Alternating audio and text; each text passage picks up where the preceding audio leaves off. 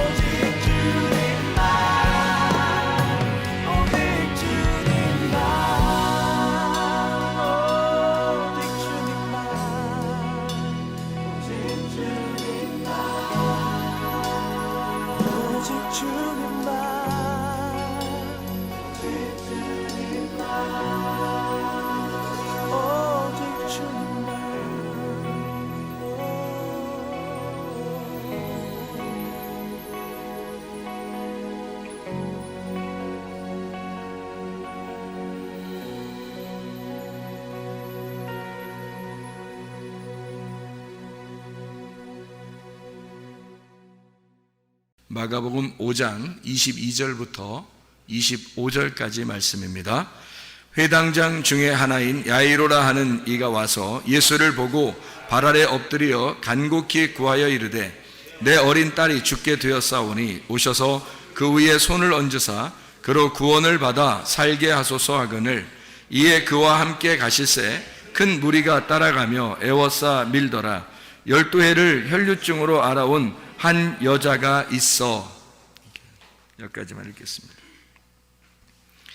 우리는 낮에 여자에 대한 이야기를 배웠습니다. 여자 귀네라는 여인인데 이 여자는 마리아, 그리고 성경에서 말하는 사마리아 여자, 요한복음에서만 말하면 마리아, 그리고 사마리아 여자, 가늠한 여자, 이런 여자들 이야기할 때 귀네라는 여자를 이름을 썼습니다. 그건 바로 우리에게 똑같이 적용되는 그런 말씀이기 때문에 우리도 그런 여인이다 이런 이야기를 했죠. 마가복음 5장의 이 특징을 가만히 여러분이 살펴보시면 마가복음 5장의 특징을 우리가 알 필요가 좀 있습니다. 왜 이거 알 필요가 있냐면 마가복음 5장의 이 특징을 보면은요, 이런 특징이 있어요. 마가복음 5장의 1절부터 20절까지 말씀을 보면요, 마가복음 5장 1절부터 20절까지의 말씀에 보면 뭐에 대한 이야기가 나와요? 귀신 들린 사람에 대한, 무덤 사이에서, 무덤 안에서 있는 귀신 들린 사람에 대한 이야기가 나와 있습니다. 거기에 있는 귀신은 어떤 단어를 썼냐면 더러운 영, 더러운 마음, 그러니까 푸뉴마 아가달톤이라는 단어를 썼습니다. 그러니까 푸뉴마 아가달토스라는 이 말은 더럽다, 그러니까 깨끗하지 못한 영, 푸뉴마, 깨끗하지 못한 마음, 이것을 귀신이라고 얘기했어요. 여기서 그 귀신이 들려있는 사람이니까 더러운 마음을 가진 사람, 더러운 영을 가진 사람이다, 이렇게 볼 수가 있는 거죠. 그리고 이제 그 이야기가, 귀신 들린 이야기가 다 끝난 다음에 이제 야이로의 딸과 예수의 옷에 손을 댄 여자, 그리고 그 딸이 이제 구원함을 받아서 부활하는 그런 장면이 이제 마가복음 5장 전체에 나와 있는 것을 보아서 여기에 있는 이야기는 바로 이렇게 연결이 됩니다. 어떻게 연결되냐면 이 이야기는 마가복음 3장에 나와 있는 14절 나와 있는, 마가복음 3장 14절에 나와 있는 12를 세우셨으니 자기와 함께 있게 하시고 또 보내사 전도도 하며 15절에 귀신을 내쫓는 권능도 가지게 하려 하심이로라. 16절에 이 12를 세우셨으니 이렇게 되어 있습니다. 그래서 마가복음 3장에는 12 제자를 세웠다라는 얘기가 나오고, 그리고 마가복음 5장에는 귀신 들린 사람에 대한 이야기가 나오고요. 그리고 이어서 회당장 야이로가 나오고, 그리고 회당장의 아내 격이 되는 그 여인, 한 여인, 귀네라는 그 여인이 나와서 12년 동안 혈류증을 앓는 이야기가 나오고, 그리고 그 딸이, 회당장의 딸이 12살인데 그 12살 먹은 딸이 죽었다 하는 그런 이야기가 나와요. 그리고 이제 부활시켜서 살아났다, 달리다굼 해서 살아났다는 이야기죠. 그러면 여기서 우리 이제 이제 성경을 봐야 되죠. 왜 여기서 이제 이어서 이렇게 써 있는지를 우리가 봐야 될 겁니다. 그죠? 그러니까 마가복음 3장에 나오는 12제자가 있죠. 그죠? 그러니까 이 성경은 누구에 대해서 쓴 내용이겠어요? 제자들에게, 바로 나에게, 하나님을 아는 자들에게 쓴 내용이에요, 이 성경책이. 그러면 마가복음 5장은 틀림없이 지금 누구에게 쓴 얘기예요? 제자들에게, 누구? 나에게 쓴 내용이라는 거죠. 그러면은 마가복음 5장 1절부터 20절의 내용은 뭐예요? 귀신 들린 자에 대한 이야기예요. 그죠? 그리고 마가복음 5장 22절에는 회당장 야이로가 나오고요. 마가복음 5장 25절에는 12의 혈류증 여인이 나오고, 마가복음 5장 42절에는 12살 먹은 회당장 딸이 나온다 이 말이에요. 그러면 이게 다 뭐예요? 12제자 또 12년 동안 혈류증 여인, 그리고 12살 먹은 어린아이, 이게 다 같은 내용으로 지금 써 있는 거죠. 그것을 뭔가 설명해 주려고 하는 그런 내용이겠죠, 그죠? 그래서 12제자에게 쓴, 그러면 12제자가 바로 뭐에 걸렸다는 얘기예요? 마가복음 5장에 보면 귀신 들렸다는 얘기예요. 그러니까 무덤 안에서, 무덤 사이에서 있는 귀신 들린 자라고 하는 건 뭐예요? 무덤 사이에서, 무덤 안에서 귀신 들렸다는 얘기인데, 그 무덤 안에서 귀신 들려 있는 사람을 얘기하는데, 그 무덤 안에가 어디예요? 네, 성전입니다. 성전 안에서 귀신 들려 있는 자가 있는 거예요. 누구를 얘기하는 거예요? 예, 지금으로 말하면 나죠. 나. 그러니까 제자를 얘기하는 겁니다. 그러니까 제자들이, 자, 설명을 다시 한번 들어봐야 돼요. 제자들이 귀신 들린 자가 되었다. 귀신 들린 자는 뭐를 하나로 표현하려고 했던 것이다? 회당장 야이로라고 하는 것을 표현하려고 했던 거다. 회당장 야이로는 누구다? 12년 동안 혈류증 여인이다. 12년 동안 혈류증 여인이 피 흘리다가 12살 먹은 어린아이로 죽었다. 여러분이 지금 뭔 얘기하는지, 목사님 뭔 얘기하는 거예요? 이렇게 할지 모르겠지만, 이게 성경을 지금 다시 한번 봐봐요. 지금 뭐라고 설명을 하고 싶은지 한번 잘 보세요. 회당장 야이로는 그 딸이 하나 있었어요. 근데 죽어가고 있었습니다. 근데 피가 계속 흐르면 죽어요, 안 죽어요? 죽죠. 근데 그 여인도 12년 동안 피가 흐르고 있어요. 그렇죠? 참 이상하죠, 그죠? 참 이상한 집안이야. 그죠? 회당장 야이로는 부자예요, 거지예요? 부자입니다. 아주 그 대표적인 사람이에요. 그 나라에서 대표적인 사람인데, 이 사람이 사실은 속에는 어떤 사람이라는 거예요. 예, 피가 유실되고 있는, 죽어가는 사람이란 얘기예요. 그리고 급기야 죽었다는 얘기입니다. 그러니까 이 사람을 살리는 거죠. 그러니까 회당장 야이로가 12년 혈류병 여인이고, 12년 혈류병 회당장 야이로가 자기 딸 12년 동안 살았던 어린아이, 죽음을 앞에 놓고 있는 그 어린아이란 말이에요. 그러니까 이 어린아이와 혈류병 여인을 통해서 지금 누구를 설명하는 거예요? 회당장 야이로를 설명하는 거예요. 회당장 야이로가 어떤 사람이겠어요? 회당장이니까 율법의 사람이죠. 그러니까 율법의 사람이라고 하는 것을 설명하는 거예요. 회당장 야이로가. 그러면 율법의 사람이라고 하는 이 사람은 하나님을 아는 사람이에요? 모르는 사람이에요? 하나님을 아는 사람이죠. 근데 하나님을 아는데 제대로 알아요? 제대로 몰라요?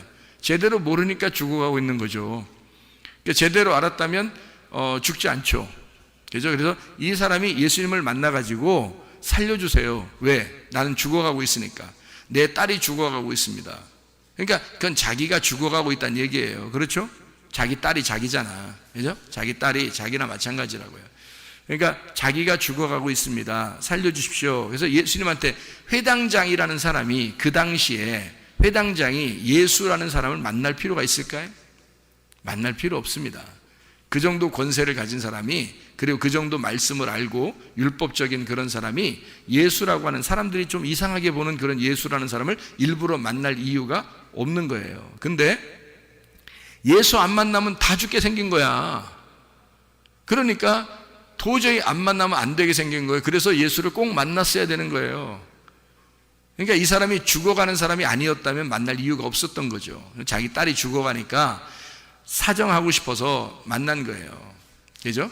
그러니까 이 사람이 지금 어떤 상태냐라고 하는 것을 이 마가복음 5장은 다 설명을 해주고 있는 거예요. 회당장 야이로를 통해서 그가 어떤 사람인지를 설명해 주는 거죠.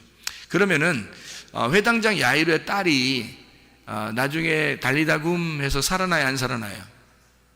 여러분 다 내용은 아시죠? 그러니까 뭐 달리다굼 하니까 소녀야 일어나라, 그러니까 일어났죠. 예수님이 세상에 소녀야 일어나라 멋있게 말했는데 진짜 안 일어나 봐요. 얼마나 자세 안 나옵니까? 안 되잖아요. 그러니까 예수님이 딱 손잡고 말해요. 그 시체한테 손 잡는 거 안 되잖아요. 원래 안 되는데 시체를 만지면 안 되거든요. 근데 뭐 그렇게 만져도 회당장이 뭐 꼼짝 못해요. 왜냐하면 자기 딸이니까. 자기 딸을 만졌는데 어떻게 해? 꼼짝 못해. 원래 부정하거든. 만지면 안 되는데 만져. 그래 만지고서 회당 소녀야 일어나라 그래요. 한마디 하니까요 이 아이가 막 온기가 돌아오고 싹 일어납니다. 일어나요. 일어났더니 예수님이 특이하게, 다른 데는 그런 말 안 해요. 다른 데는, 다른 성경에는요 그냥 그냥 일어나라, 일어나라, 의자 들고 가라, 이런 얘기도 하고, 들 것을 들고 네가 가라, 이런 걸어 가라, 집으로 가서 간증해라, 이런 얘기도 하고 그러는데, 특이하게 여기는요 달리다 굼 하고서 뭐라고 얘기해요? 예, 먹을 거 주라고 그래요. 희한하죠. 이게 특이하게 여기에 나타나는 현상이거든요. 마가복음 5장에. 그러면 여기에 죽음이라고 하는 것은 뭐하고 연결됐다는 걸 얘기하는 거예요. 먹는 거하고 연결됐다는 얘기예요. 아, 잘못 먹으면 죽는구나. 자, 예수님 만나기 전에 먹는 게 있었어요. 누가? 회당장이, 그 가족이. 그죠? 예수님 만나기 전에 먹는 게 있었어요. 근데 그걸 먹었더니 죽어가더라 이거예요. 그래서 예수님을 만났더니 예수님이 내 거를 먹어라, 이제는 먹을 것 좀 줘라 이래요. 그랬더니 그 먹을 거가 파고 먹다, 식사하다라는 얘기인데, 이게 에스티오, 먹다, 개걸스럽게 먹다, 그러니까 살다, 그러니까 살게 해라, 먹어서 살게 하라는 말이거든요. 이 말이요. 달리다 굼, 잠자는 자여 일어나라 그랬습니다. 그러면 일어나라 그 말은 누워있어라의 반대니까, 일어나라 그 말은 자유하라 그 말과 같은 얘기죠. 부활해라, 살아나라, 자유해라, 해방시키겠다, 똑같은 얘기겠죠. 치료해주겠다, 구원해주겠다, 그런 말이잖아요. 자, 일어나라, 달리다 굼입니다. 자유해라. 그러면 억압되어 있으면, 뭔가에 억압되어 있으면 어떻게 돼요? 그러면 누워있는 거고, 죽어있는 거고, 잠자는 자고, 그죠? 뭐에 억압되어 있으면. 그러면 이거를 풀어주고 자유하게 하면 달리다 굼인 거죠. 살아난 거고, 부활한 거고, 구원을 받은 거고, 치료를 받은 거라는 거죠. 그러니까 누워있다라는 말은 병들었다는 얘기고, 일어나라는 말은 치료받았다는 얘기가 되겠습니다. 그죠? 예, 그러니까 다시 말하면 예수 그리스도가 이렇게 왔어요. 와서 예수님을 만나고 그 죽어 있는 그 아이에게 달리다 굼 했어요. 그 말은 예수 그리스도를 만나서 그가 죽어 있는 자가, 그러니까 왜 이런 얘기가 있죠. 나사로도 안 죽었을 때는 예수님이 안 왔죠. 나사로, 요한복음 11장에. 근데 나사로가 다 죽는 것까지 기다리고 죽은 지 며칠 만에 예수님 오시죠. 그러니까 죽은 걸 확인하고 오시는 거잖아요. 그죠? 다시 말하면 완전히 죽어야 살린다는 얘기입니다. 완전히 죽어야. 그러니까 이 아이도 완전히 죽은 거예요. 그러니까 내가 완전히 죽은 거야. 자, 누가 죽을 거라는 얘기예요, 여기? 누가 죽었다는 얘기예요? 딸이 죽은 거예요? 회당장 야이로가 죽은 거예요? 회당장 야이로가 얼마나 기세 등등한 사람이었겠어요. 이해가 돼요? 그렇게 기세 등등한 자기가 그 딸의 죽음 앞에 무너져 버리는 거야. 그러니까 자기가 죽는 거야. 자기가 죽어 있는 그 사람에게, 자기가 죽어 있으니까 예수님이 달리다 굼 시키는 거예요. 이 사람을 살려주는 거란 말이에요. 다시 말하면 내가 죽은 자리에 예수님께서 생명이 되셔서 너를 자유케 하겠다, 너를 치료하겠다, 그 말이죠. 그러니까 자기가 죽은 것이 없으면, 자기가 아직도 살아있으면 죽을 때까지 주님이 기다리는 거죠. 죽을 때까지. 그러니까 요한복음 11장에서도 나사로라고 하는 사람이 죽을 때까지 기다리는 거예요. 그리고 죽고 난 다음에 예수님이 가가지고 나사로야 일어나라, 나사로야 나와라, 이런 얘기 하잖아요. 예, 나오라는 얘기는 어떻게 해요? 해방되라는 얘기죠. 자유하라는 얘기고, 거기 억압되어 있지 말고 풀어져라, 치료가 되어라, 구원받아라, 그 말이거든요. 그러니까 너가 지금 완전히 죽은 그 무덤에서 벗어나라, 그 말이거든요. 나와라, 그렇게 했어요. 똑같은 거죠. 달리다 굼 한다고 하는 것은 여기서 진리에 의하여 네가 죽었던 네가 생명을 받아서 네가 일어나 치료를 받아라, 구원을 받아라, 그런 말씀이죠. 그러니까 여기서 특이하게 살려놓고 먹으라 그렇게 해요. 그러니까 먹는 데 문제가 있었다는 얘기예요. 그러면 어떤 거에 먹는 게 문제가 있었다는 얘기예요? 회당장이 먹는 게 문제가 있었다는 얘기죠.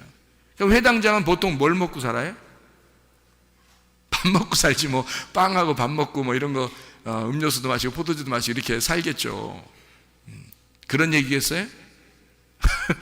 설마 그런 얘기겠냐고요? 먹으라 이렇게 할 때 특이하게, 그럼 다른 데도 다 먹는 게 중요한 거라면 예수님이 살려주면 무조건 다 먹여야죠. 먹어라. 그다음에 또 뭐 병 치료해서 다 먹어라. 그리고 또 뭐 하고서 구원시켜 먹어라. 이렇게 다 했어야 되는데 여기만 나온단 말이에요. 여기만 나온다는 얘기, 여기에 어떤 특별한 이유가 있다는 거죠. 먹는 문제가. 그러니까 먹는 문제는 여러분과 제가 잘 알듯이 성경에서 양식, 먹는다 이런 것은 보통 뭘 먹는다는 얘기예요? 말씀을 얘기하는 거죠. 그러니까 먹는데 예수님이 주는 말씀하고 예수님이 오기 전에, 회당장을 만나기 전에 회당장의 집에서 먹던 음식이 있었던 거라야지, 그죠? 그러면 말씀인데 예수님을 만나기 전에 먹던 양식이 있었고 말씀이 있었고, 예수님을 만나고 난 다음에 예수님이 먹으라고 하는 양식이 있단 말이에요. 그러니까 예수님이 주는 양식을 먹어야 하고 예수님이 주지 않는 양식들이 있었단 얘기예요. 그러면 예전에 있었던 그 예수님이 오지 않았을 때 주던 양식을 회당장의 가족들은 먹었던 거죠. 그러니 생명이 다 빠져나가고 죽어가고 있다는 얘기예요.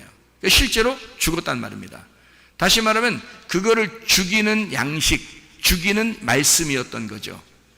그러면 그 말씀의 비교, 말씀이 비교가 돼서 이건 선한 말씀이야, 이건 악한 말씀이야, 이건 깨끗한 말씀이야, 이거는 더러운 말씀이야, 이거는 깨끗한 마음이야, 이거는 더러운 마음이야, 이건 깨끗한 영이야, 이건 더러운 영이야. 하나님의 영은, 하나님의 말씀은 영이요 생명이야. 그러면 귀신의 영은, 귀신의 말씀은 귀신의 영이고 귀신의 사망이야. 뭐 이런 얘기가 되겠죠, 그죠?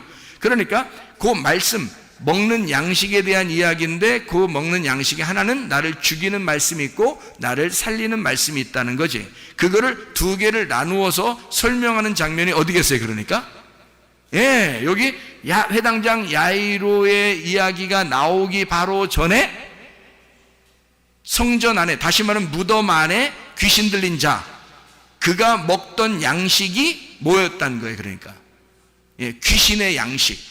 그러니까 성전 안에 있었던 영, 성전 안에 있었던 말씀, 성전 안에 자기들이 먹던 율법, 이런 얘기란 말이에요. 성전 안에서 자기들이 먹던 말씀들. 자, 이해가 되겠어요? 그러면 성전 안에서 먹던 이 회당장이니까 회당 안에, 성전 안에, 회당 안에, 성전 안에 회당장이니까 이 사람은 틀림없이 율법으로 살던 사람이란 말이에요. 그런데 예수님을 초청할 수가 없어요, 원래는. 그런데 죽어가니까 할 수 없이 복음을 초청한 거예요. 그래서 자기가 죽어가니까 살고 싶어서, 사람이 병이 나서 너무 힘들면요, 진짜 낫기만 했으면 좋은 거죠. 진짜 죽어가는 사람이 살기만 했으면 좋다, 이런 얘기하는 것처럼 정말 죽어가고 있으니까, 너무 아프니까 낫기만 했으면 좋겠다는 거예요. 그러니까 이 사람이 이런 상태니까 예수님을 초청한 거예요. 이런 상태니까. 자기가 그런 상태가 아니라면 절대 예수를 초청할 사람이 아니죠, 이 사람이. 그러니까 자기가 어떤 상태니까 예수님을 초청하게 되었다, 그런 이야기가 되죠. 그러니까 이게 다 연결됐다는 얘기를 우리가 지금 제가 설명하느라고 그래요. 자, 12제자, 그리고 귀신 들린 자. 그 이제 귀신 들린 자면 우리가 야 귀신 들렸다 이런 의미가 아니고, 그게 어떤 말씀을 가지고 있었던 사람이냐라는 그런 말이죠. 처음에는 어떤 말씀을 가지고 있었겠어요? 율법이라고 하는 거짓의 말씀, 하나님과 내용이 다른 그런 자기들끼리의 어떤 해석을 한 그런 말씀들, 자기의 의견이 충분한 그런 자기 견해가 있는 말씀들을 가지고 있었다는 거죠. 그러니까 이 사람이, 대표적인 사람이 누구라고? 회당장 야이로라고. 회당장 야이로니까 이 사람은 12회 12년 동안 피가 흘리는 아내를 두고 있고, 그리고 실제로 죽어가는 딸을 두고 있단 말이에요. 그러니까 이 가족은 세트로 지금 하나의 사람을 설명하기 위해서 세트로 지금 죽어가고 있는 겁니다. 이해가 되겠죠? 세상에서 죽은 자를 예수님은 뭐라고 불렀어요? 달리따고 하기 전에 이 소녀를 뭐라고 했어요? 죽었다 그랬어요? 잔다 그랬어요? 세상에서는 죽었다고 했지만 예수님 안에서는 모두 다 잠을 자는 것이다 말이에요. 다시 말하면 어떻게 됐다고? 살아있다는 얘기입니다. 예수님 안에서는 살아있다. 여러분이 예를 들어서 지금 오늘 죽으면요, 죽었을까요? 살아있을까요? 살아있습니다. 여러분이 오늘 죽으면 오늘 살아있습니다. 여러분의 몸은 시체는 아무래도 장례를 치러야 되겠죠. 근데 여러분의 영혼이 여러분 자신이니까 여러분 영혼은 하나님께서 어떻게 만나고 있겠죠. 그러니까 살아있는 거죠. 죽어 있는 게 아니죠. 그러니까 예수님은 차원을 넘어서 세상에서는 죽은 자지만 예수님 안에서는 차원을 넘어서 그가 잠을 자는 살아있는 자로 보는 거죠. 차원을 넘어서. 그러니까 하나님의 생명의 눈으로는 모두 다 살아있는 거예요. 하나님의 생명의 눈으로는. 근데 세상 사람들의 눈으로 보면 죽었다 살았다, 죽었다 살았다 딱 구분하는 거죠. 죄인이다 아니다, 눈 소경이다 눈 떴다, 이렇게 나누어 세상 사람들이 볼 때는 그렇게 나누는 거고, 하나님 눈으로 볼 때는 소경이 아닌 거죠. 이해가 되겠어요? 죽은 자가 자는 것뿐이고요. 하나님의 눈으로 보면 악한 자가 오히려 구원을 받을 만한 의인이 될 수 있는 거죠. 그러니까 하나님의 눈으로 볼 때는 그렇단 말이에요. 그러니까 병자는 어떻게 돼요? 하나님의 눈으로 보면 치료가 된 자가 보는 거죠. 병자는. 죽은 자는 살아있는 자로 보이니까. 그러니까 잠시 잠을 자고 있는 것뿐이다. 다시 말하면 살아있는데 잠을 자고 있는 자녀들이니까 잠을 깨우는 거죠. 자, 나사로를 부활시킬 때도 예수님이 뭐라 그래요? 나사로야 나와라 그래요.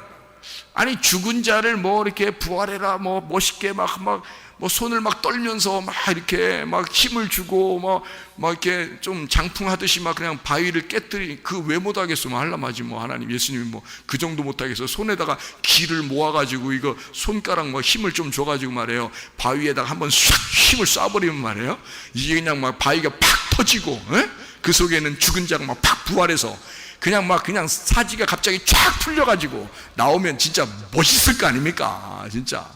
그런데 그냥 뭐 그런 거 하나도 없이 뭐 바위도 옮겨라 그러고 니네가 옮겨라 그러고 뭐 그리고서 뭐 나사로 보고 나와 뭐 이러고 이런단 말이에요.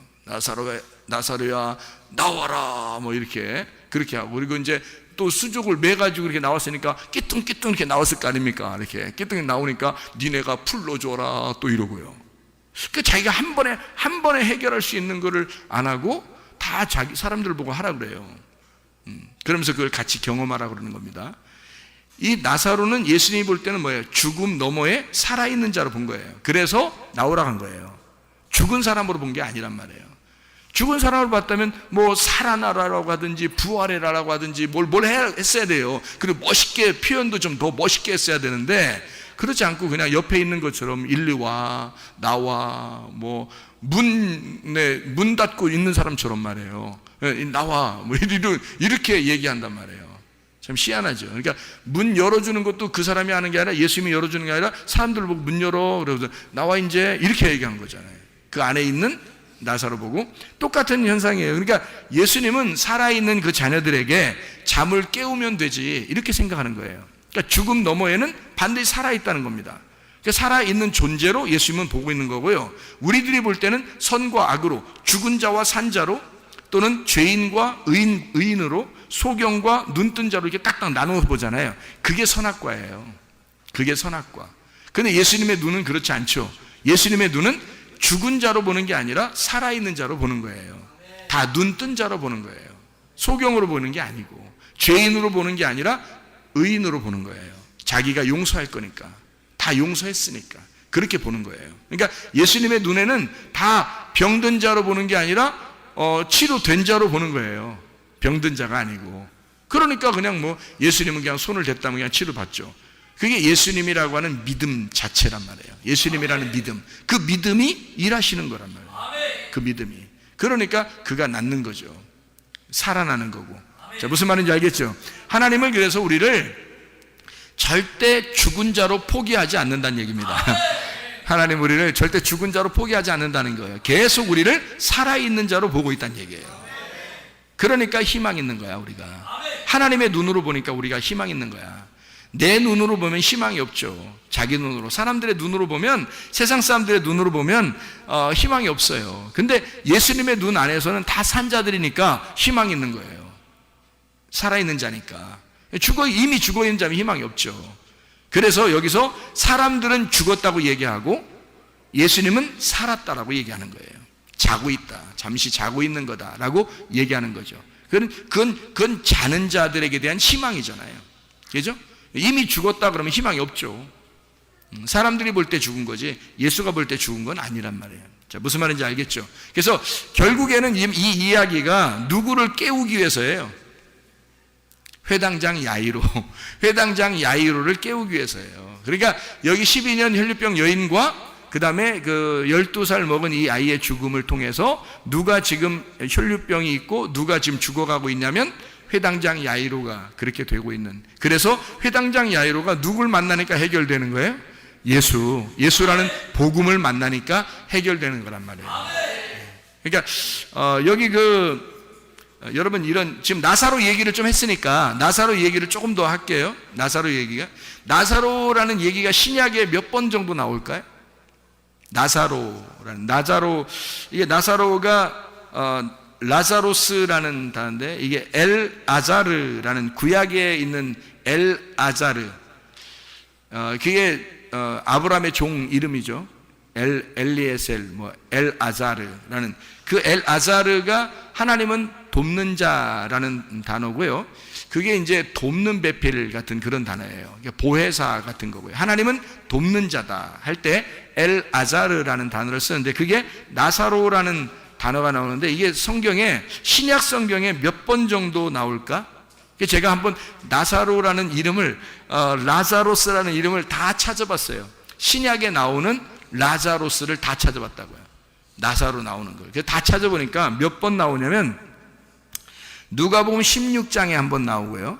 그리고 요한복음 11장에 나오고 요한복음 12장에 나오더라고요.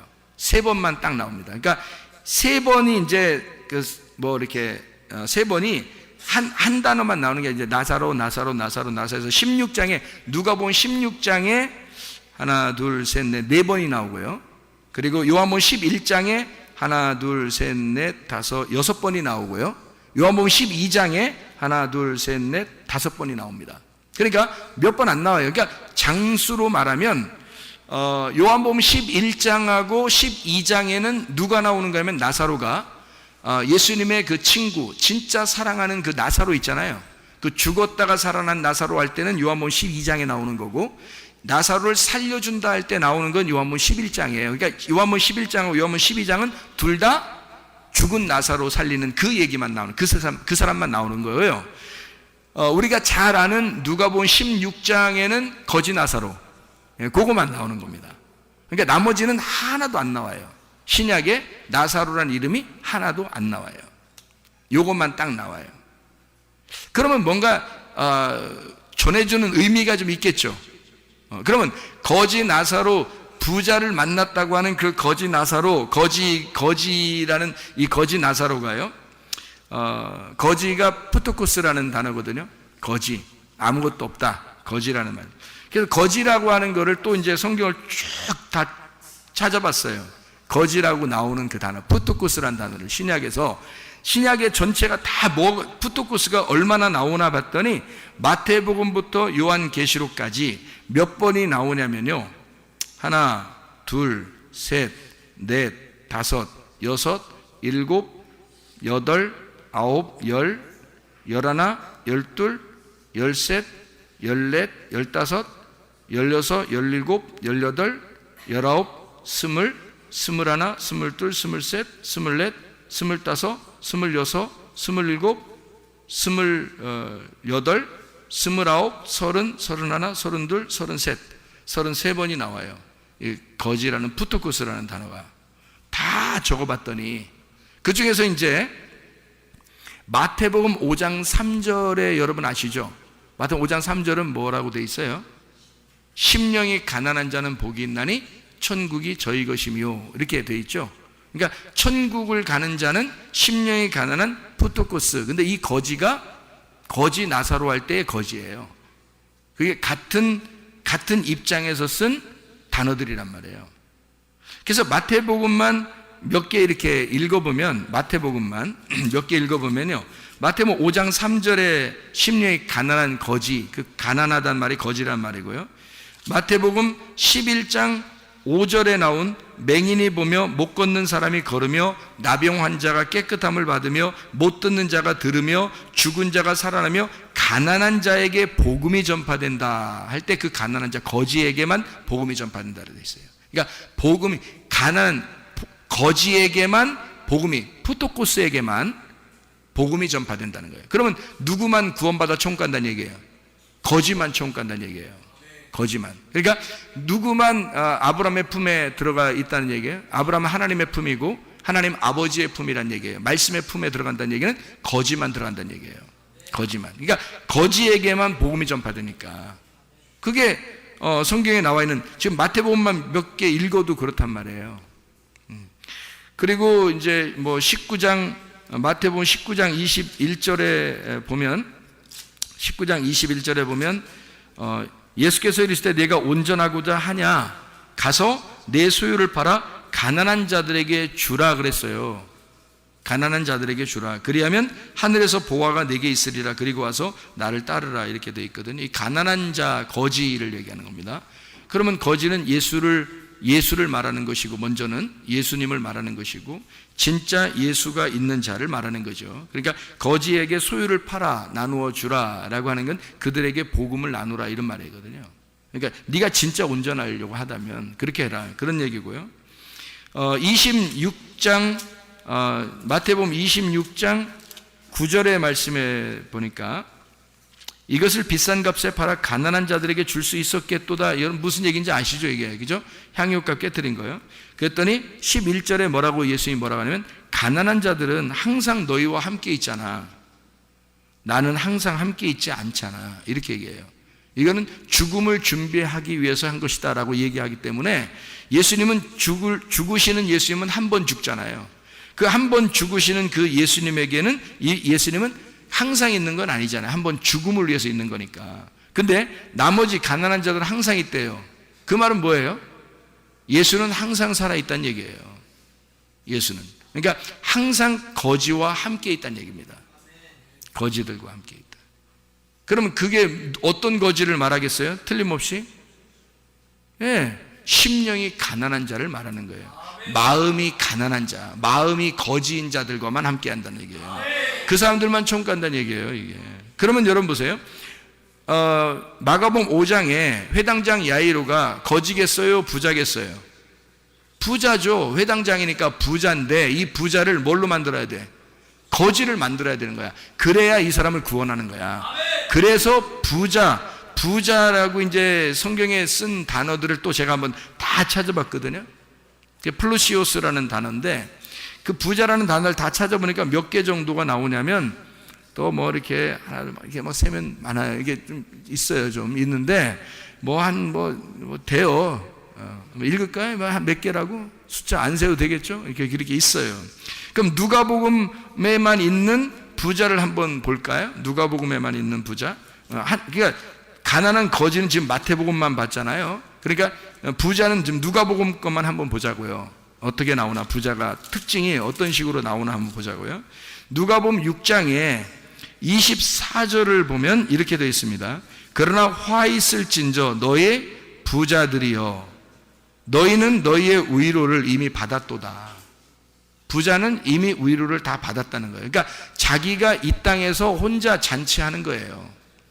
그러니까 하나님 나라의 잔치가 아니고 자기가 혼자 잔치하는 사람이, 혼자 잘났다는 거죠. 혼자 말씀 안에서 그냥 잔치하는 거예요, 이 사람이. 이게 부자인데요. 또 12장에 나옵니다. 누가복음 12장. 여러분 12장 보면 뭐 아시죠? 12장. 12장에 16절을 보면 이렇게 되어 있습니다. 또 비유로 그들에게 말하여 이르시되 한 부자가 그 밭에 소출이 풍성하매 할 때 그걸 어떤 부자라고 그래요? 어리석은 부자이죠, 그죠? 어리석은 부자에 대한 이야기가 나와요. 그때 부자란 단어를 쓴 거예요. 플루시오스요. 그리고 이제 그 14장의 12절을 보니까요. 누가복음 14장 12절 보니까 또 자기를 청한 자에게 이르시되 네가 점심이나 저녁이나 베풀거든 벗이나 형제나 친척이나 부한 이웃을 청하지 마라. 그러니까 부자는 데려오지 말라는 거예요. 혼인잔치에 부자는 데려오지 마라. 잔치가 일어나면 부자는 데려오지 마라. 두렵건대 그 사람들이 너를 도로 청하여 내게 가품이 될까 하노라 할 때 그 부자라고 썼습니다. 그러니까 부자는 자기 거를 절대 그러니까 다른 사람에게 구걸을 하지 않는 사람을 얘기하는 거예요. 그러니까 자기가 다 아는 거야. 자기가 다 알고 다 가지고 있고 자기는 풍성한 거예요. 그래서 다른 사람에게 그냥 나눠주면 자기는 구걸 안 해요. 한마디로 구하지 않는단 말이에요. 말씀을 구하지 않아. 자기가 다 가지고 있다고 생각하니까. 16장 1절입니다. 우리가 이제 부자에 대한 이야기. 또 제자들에게 이르시되 어떤 부자에게 청지기가 있는데 그가 주인의 소유를 낭비한다는 말이 그 주인에게 들린지라 이렇게 할 때 1절에 나오고요.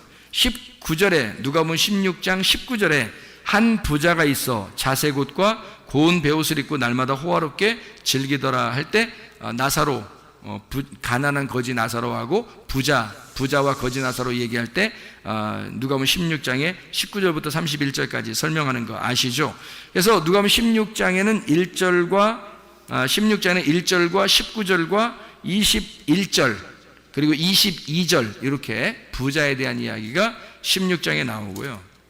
그리고 18장에 23절에 보면 18장 23절을 보면 그 사람이 큰 부자이므로 이 말씀을 듣고 심히 근심하더라. 예수님께서 부자가 하나님 나라 들어가는 게 낙타가 바늘구멍 들어가는 것보다 어렵다 할 때 그 말을 할 때 그 부자예요. 그 부자는 거기다 또 쓴 겁니다. 25절에도 그렇게 나와 있죠. 그죠? 낙타가 바늘귀 들어가는 것보다 부자가 하나님 나라 들어가는 게 너무 어렵다. 이렇게 할 때 그 부자를 똑같이 썼습니다. 19장 2절 말씀 삭개오라 이름하는 자가 있으니 세리장이요 또한 부자라 이렇게 되어 있죠. 그죠? 부자라.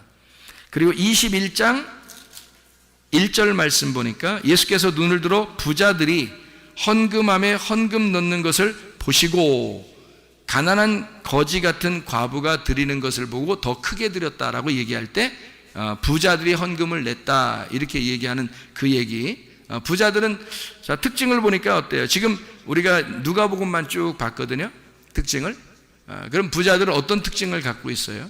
자기가 풍성하죠. 풍성하니까 다른 사람에게 구걸하지 않는 거예요. 그죠? 그러니까 한마디로 말하면 부족함이 없는 겁니다.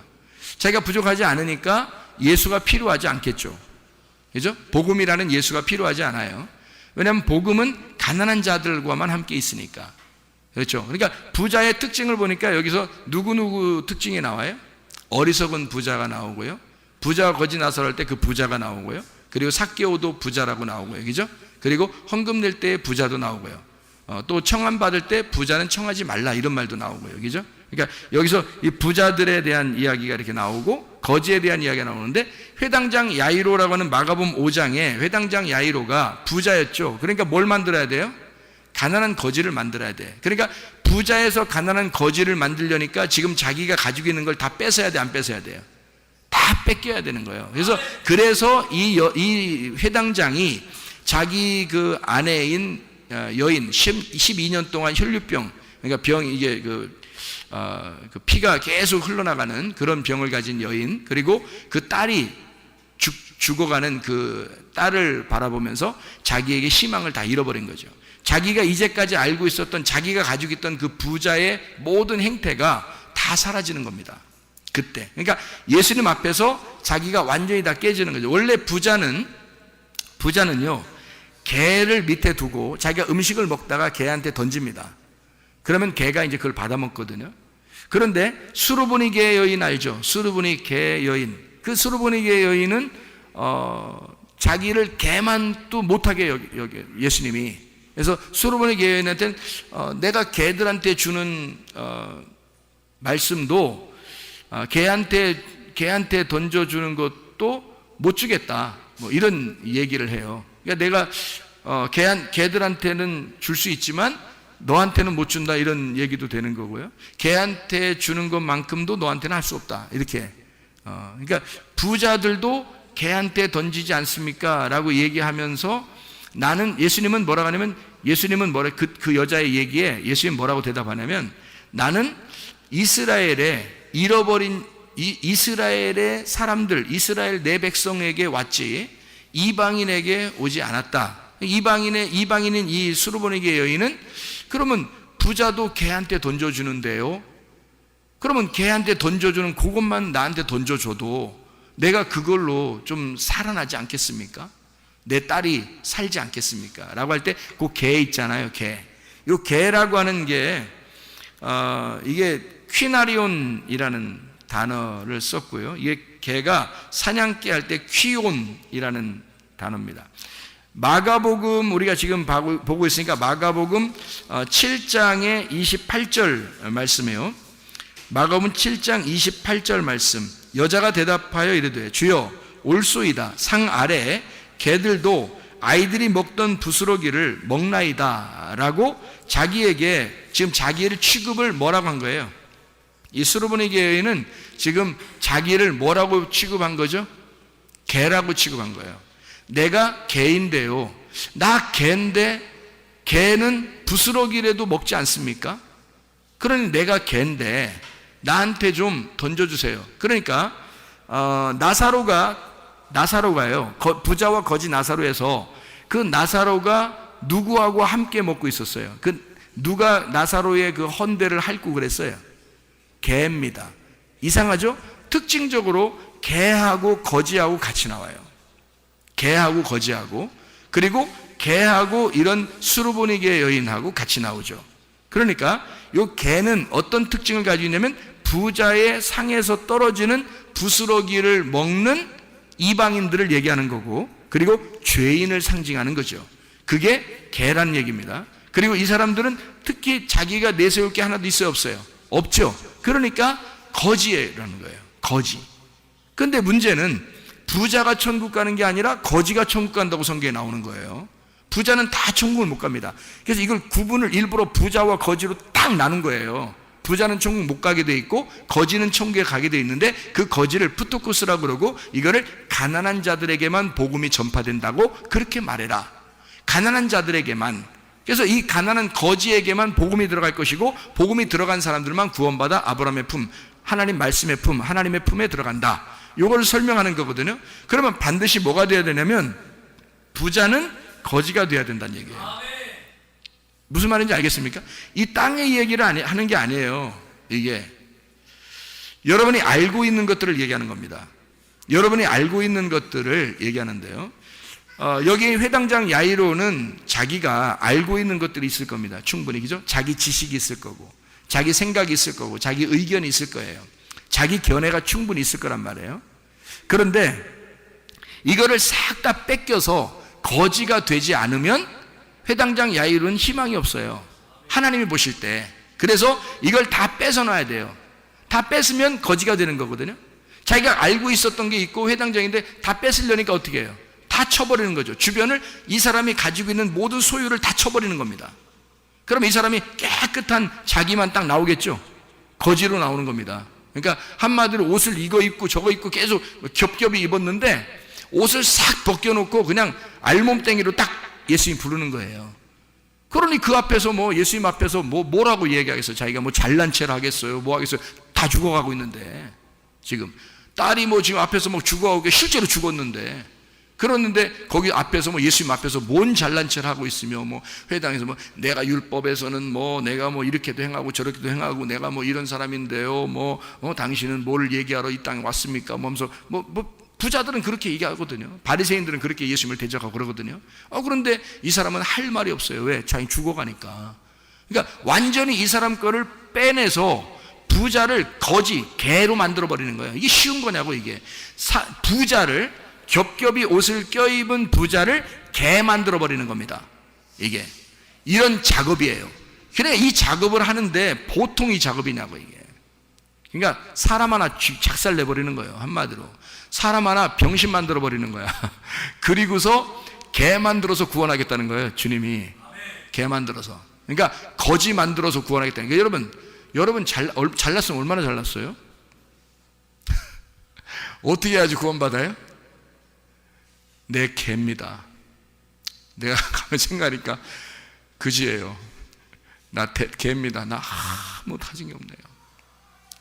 나 진짜 주님의 복음만 필요합니다. 나 살려주세요. 나를 치료해 주세요. 나를 거듭나게 해주세요.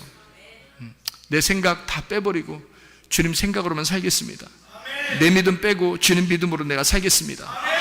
내 말씀 다 빼고 주님 말씀으로만 살겠습니다. 이거는 거지만 구걸하는 거예요. 거지만 구걸하는 거예요. 이 사람이 거지가 안 돼서는 예수님을 초청할 수가 없습니다. 거지가 되니까 초청하는 거예요. 예수를. 그리고 예수는 그의 죽음을 살려버리는 겁니다. 그 집안에 죽어가는 그 집안을 살려버리는 거예요. 여러분의 집안이 잘 되는 역사, 여러분 몸이 잘 되는 역사, 여러분의 그 잘못된 모든 문제들이 갑자기 잘 되는 역사는 예수가 초청되면 됩니다. 예수가 예수의 말씀이 여러분 안에 들어오시면 되는 거고요. 예수의 믿음이 여러분의 가정에 강타하면 되는 것입니다.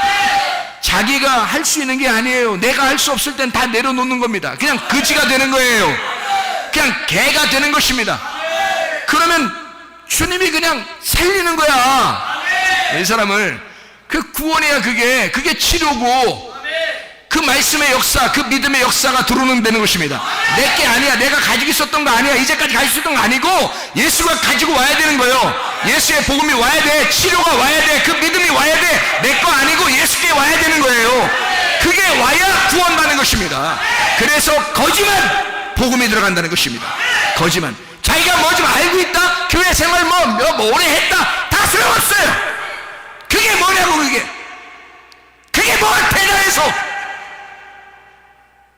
저도 태어날 때부터 뱃속부터 그렇게 신앙생활을 오래 하고 목사 되고 신학 공부하고 열심히 했던 사람이에요.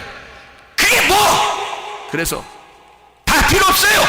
주님 앞에서 내가 벌거숭이 모습으로 나 거지예요. 나 죽어가고 있어요.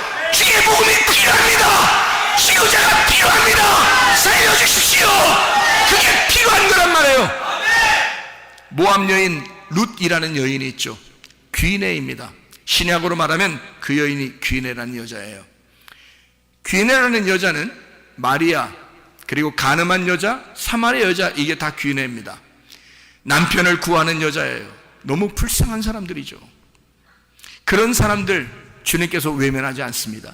반드시 주님은 신랑으로 찾아오십시오. 모압 여자 이 룻 희망이 있습니까? 자기 남편 죽고 희망이 있어요? 그래서 이스라엘로 시어머니 따라서 돌아왔어요. 우리나라 말로, 우리나라 같이 따지면 가장 관계가 안 좋은 사람하고 온 거예요. 가장 관계가 좋은 사람이었어요. 성경에선 그렇단 말이에요. 성경에선 가장 관계가 좋은 사람으로 왔는데, 한국 말로 따지면, 한국 사람의 그 정서로 따지면 가장 관계가 안 좋은 사람으로 온 거란 말이에요. 아무도 의지할 사람이 없어요. 시어머니 하나 붙들고 왔으니까 시어머니 하나 받고 대화할 사람이 없어요. 그런 사람이에요. 얼마나 외롭겠어요. 아무도 만날 수도 없고 그냥 그 여인, 그 시어머니 하나 따라서 왔어요. 시어머니가 어떤 나라 사람이냐면요, 이스라엘의 베들레헴 사람이에요. 다시 말하면 말씀입니다.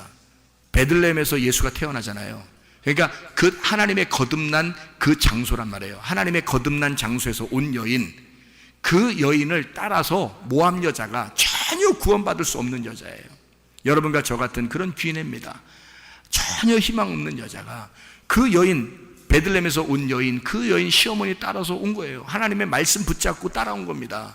와서 아무 희망이 없는데 그 여자가 우연히 어딜 들어갔다고요? 하나님의 계획 속에서 보아스의 밭에 들어갔어요.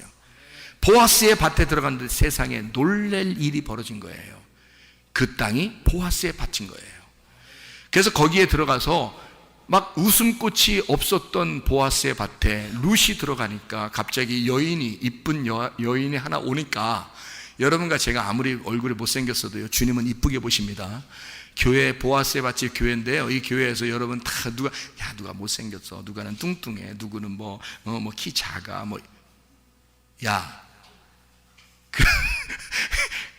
그런 소리, 주둥이라고 그건 다 주둥이에요. 그건 입이 아니에요.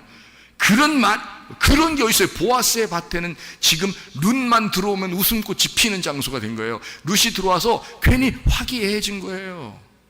보아스가 괜히 기분 좋아해요. 저 여인이 누구냐? 다 물어보고, 괜히 물어봐요. 왜 물어봐? 어떤 여자야? 이러면서 괜히 물어보고 그래요. 그리고 다 알고 있었어요. 근데 그 여인한테 친절을 베풀고 막 이럽니다. 그 여자가 누구의 지시를 받고 또 들어오냐면요, 시어머니의 지시를 받고 둘이 이제 작전을 세우는데, 시어머니의 그 작전에 싹 이제 계획을 세워가지고요, 그 시어머니가 뭐라겠어요? 말씀, 보아스를 연결해주는 성령님입니다. 그게 시어머니예요. 그래서 이 룻이 그 말씀에 따라 그 계획의 작전을 딱 짜가지고요, 들어왔어요. 이 여자는 신약으로 말하면 뭐라겠어요? 마리아와 같은, 사마리아 여자와 같은, 가늠한 여자와 같은, 해산하는 여인과 같은 그런 여자라고 그랬죠. 그런 귀내는 바로 뭘 해야지 귀내가 완성이 되는 거예요?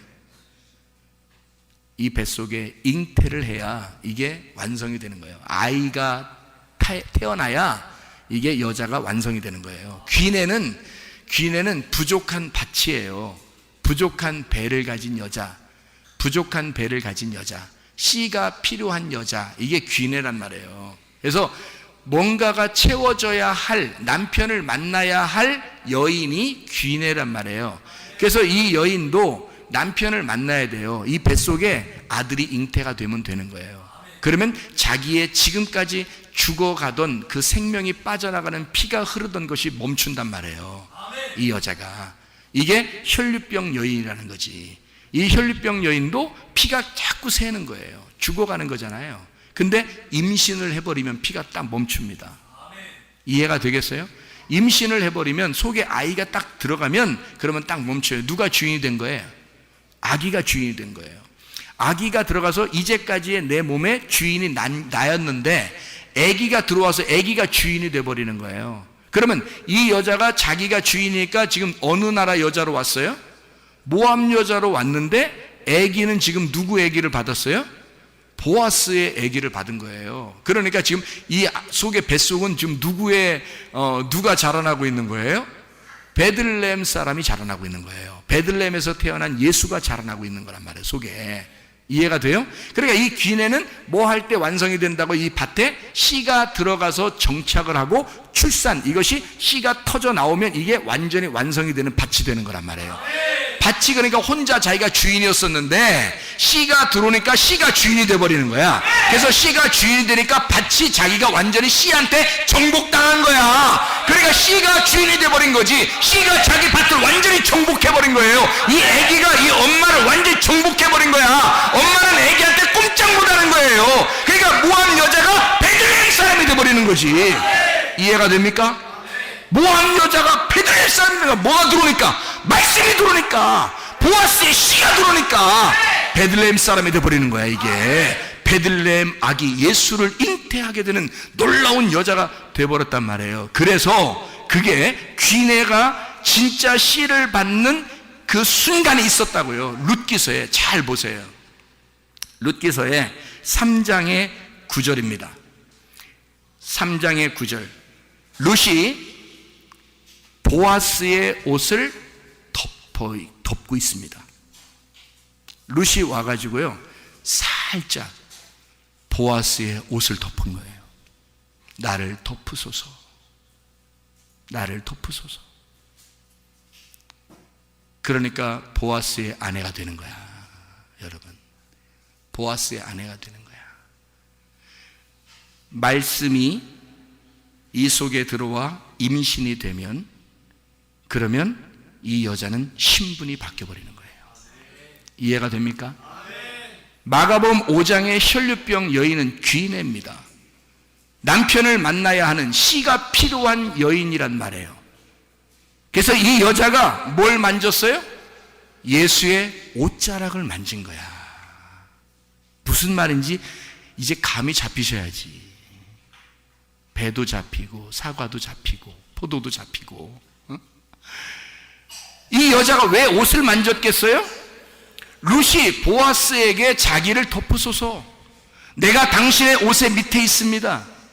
혈루병 여인이 예수님의 옷자락을 만지며 나는 이 옷자락을 만지면 낫을 것이다, 이 남자가 나의 남편이 될 것이고 이 남자가 나에게 이 말씀이라는 씨를 줄 것이다, 나는 이 남자의 말씀을, 이 남자의 아이를, 이 속에 예수를 잉태하게 될 것이다, 나는 살아날 것이다, 죽은 내가 살아날 것이다, 병들어 죽어가는 내가 살아날 것이다, 이거를 믿은 것입니다. 이 여자가 나는 당신의 아내요, 나는 당신을 바라보는 사람입니다, 나는 당신의 옷을 날 덮으소서, 나를 살려주소서, 나를 치유해 주소서.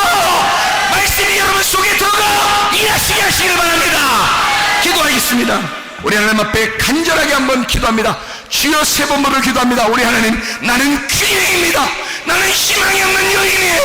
주여, 나를 살려주소서, 나를 치유해 주소서, 나를 구원해 주소서. 주여, 삼위 기도합니다. 주여,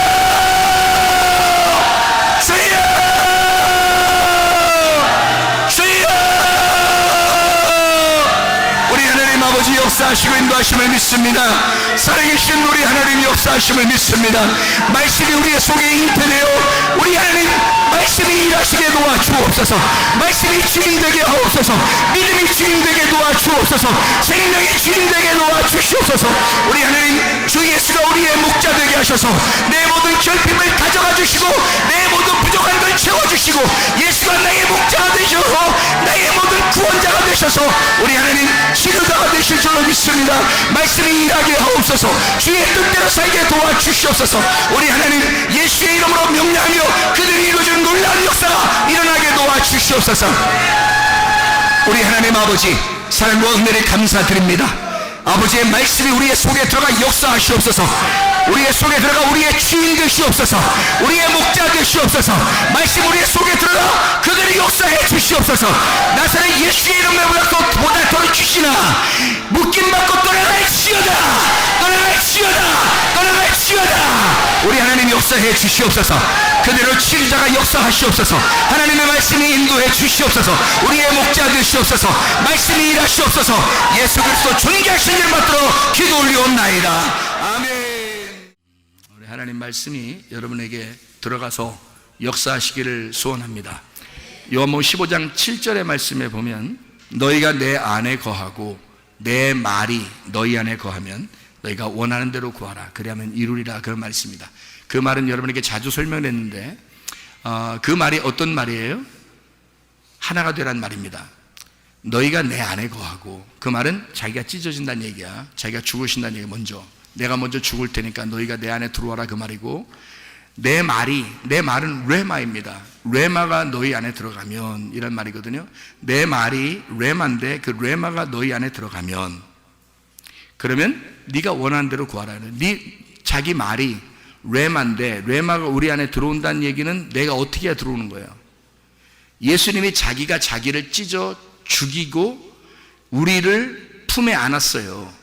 그러면 예수의 레마가 우리 안에 들어오려면 우리는 어떻게 해야 돼? 우리 가슴이 찢어져야 되겠죠. 우리 가슴이 찢어지고 자기 말 레마가 들어와야 된단 말이에요. 그러면 우리 가슴 안에 뭐가 들어와 있다는 얘기? 레마가 들어와야 된다는 얘기. 그러면 이 레마는 뭐예요? 로고스가 있고 레마가 있잖아, 성경에서. 그럼 왜 레마를 우리에게 들어와야 된다고 그러는 거야? 레마가? 로고스는 하나님 말씀을 얘기하는 거고요, 레마는 우리에게 경험된 말씀을 얘기하는 겁니다. 내 안에 들어온 말씀, 해석된 말씀, 내 안에서 해석된 말씀, 내가 경험한 내 가슴에 온 말씀, 나에게 말씀하신 그 가슴에 온 말씀, 이걸 레마라 그래요. 그 말씀이 여러분에게 오잖아요. 그럼 그 말씀이 여러분을 일하십니다. 그 말씀이 여러분 안에 들어오면 그 말씀이 여러분 속에 들어가서 일하기 시작해요. 그러면 가정의 문제도 해결되고요, 여러분 몸의 문제도 해결됩니다. 그리고 사업의 문제도 해결되고, 이상하게 자기는 그 말씀을 사모하고 그냥 가만히 있는데 하나님이 역사하기 시작하는 거예요. 그 말씀이 들어가서 이상하게 자기 주변을 막 바꿔놓기 시작하고 일하기 시작합니다. 실제로 하나님의 말씀이 역사하기 시작하는 거예요. 그걸 여러분이 경험하셔야 된단 말이에요. 하나님은 살아계십니다. 죽은 하나님이 아니에요. 그 소녀를 달리다 보면서 살리는 그 하나님은 지금도 살아 역사하신 하나님입니다. 너희가 내 안에 거하고 내 말이 너희 안에 거하면, 그 말씀이 너희 안에 들어가 너의 원함이 나의 원함이 될 것이고 내 원함이 너의 원함이 되어서 네가 원하는 대로 그대로 다 이루어질 것이다. 다시 말하면 너의 원함과 내 원함이 같은 거니까, 너의 가슴 속에 그 말씀을 받은 그 말씀과 내가 같은 거니까, 서로 하나니까 나의 소원이 너의 소원이고 너의 소원이 나의 소원이야. 그러니까 네가 생각만 해도, 네가 원하기만 해도 다 이루어진다는 얘기지. 이해가 되십니까? 그 말씀이 일하시도록 여러분이 스스로 주님을 의지하시길 바랍니다. 주님을 믿고 의지하는 거예요. 주님 맡아주세요. 주님 내가 아닙니다. 주님이 하셔야 됩니다. 주님이 일하셔야 합니다. 보세요. 내가 회당장 같은 야이로라면 12년 동안 피가 흘러야 하고 그 소녀처럼 죽어야 합니다. 그러면 주님이 그때 달리다금 일으키는 거예요. 죽은 나사로야 살아나라. 그렇게 되는 거죠. 그러니까 부자는 동일하게 부자들끼리 연결되죠. 그러면 부자들은 다 하나같이 다 납작하게 만들어 놓습니다. 하나님이 거지를 만들어 놓고 거지가 되면 그때 구원하는 거예요. 삭개오가 부자였죠. 근데 그 부자는 어떻게 돼요? 삭개오 부자가 돌 무화과 나무 위에 올라가니까, 그러니까 그 바로 밑에 타이밍이 딱 맞는 겁니다. 거기서 타이밍이 맞잖아요. 그러니까 돌무화과가 뭐 하는 게 돌무화과예요? 돌무화과.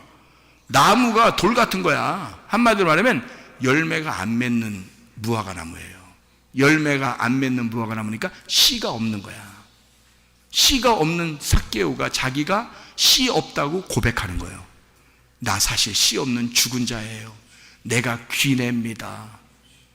나 죽은 자예요. 그래서 돌무화과 위에 올라가서 기다리고 있는 거예요. 주님을 보기만 하고 싶은 거예요. 알고 싶은 거예요. 주님이 가다가 돌무화과 위에 올라가 있구나. 너 거지 됐구나. 너 씨 없다고 나에게 이렇게 고백하는 거 보니까 거지 됐구나. 내가 오늘 네 집에 갈게. 가난한 자에게만 복음이 전파되는 거니까, 가난한 자만 구원하는 거니까 네가 오늘 거지 나사로가 됐구나. 그러면 나는 너를 구원해야지, 이 말입니다. 이해가 돼요? 그러니까 부자를 거지 만들어서 구원해야 되니까 이런 놀라운 일이 어딨냐고요. 그러니까 하나님께서 그걸 깨뜨려 버리는 겁니다. 이 속을 다 부셔버리는 거예요. 그리고 날 찢어버리는 거야. 그리고 하나님의 레마의 말씀을 집어넣는 거죠. 그럼 그 말씀이 들어와서 내가 거지니까 내 힘 하나도 없는 거죠. 내 힘 하나도 없으니까 그 말씀을 의지하는 겁니다. 주님, 말씀이 들어오셔서 말씀이 일하시겠구나. 주님 일하십시오. 나는 힘 없습니다. 나는 그대로 이 생활을 그대로 할 테니까, 나는 그대로 생활을 하고 있지만 난 주님만 의지하겠습니다. 주님이 일하실 거란 난 믿습니다. 결국에는 그렇게 치료받을 걸 난 믿습니다. 결국에 그렇게 문제가 해결될 걸 난 믿습니다. 그렇게 하나님께서 결국엔 나에게 이런 물질적인 것도 해결해 주실 걸 믿습니다. 나는 주님을 의지합니다. 그대로 가겠습니다. 그러나 주님께서 일하십시오. 그러면 주님이 바쁘시고 우리는 하나도 안 바쁜 거야. 우리는 하나 주님께 다 맡겼으니까, 내 모든 결핍을 주님께 맡겼으니까, 그러면 주님은 바쁘셔. 나는 그때부터 편한 거야. 그러면 어느 날 해주시는 거야. 우리 마음을 편하게 해주시면서 그대로 일을 이루시는 거예요. 하나님께서요. 너 나 잘 믿고 있구나. 네가 거지니까, 아무것도 가진 게 없으니까 네 마음 평안하지? 그렇습니다. 주님, 나 아무것도 가진 게 없어요. 그러니까 평안해요. 주님만 의지할 수밖에 없으니까 그 말씀이 내 가슴을 찢고 들어와. 나의 주인 되십시오. 그 말씀으로 일하십시오. 그 말씀으로 여러분 가정에 하나님께서 일하시기를 바랍니다.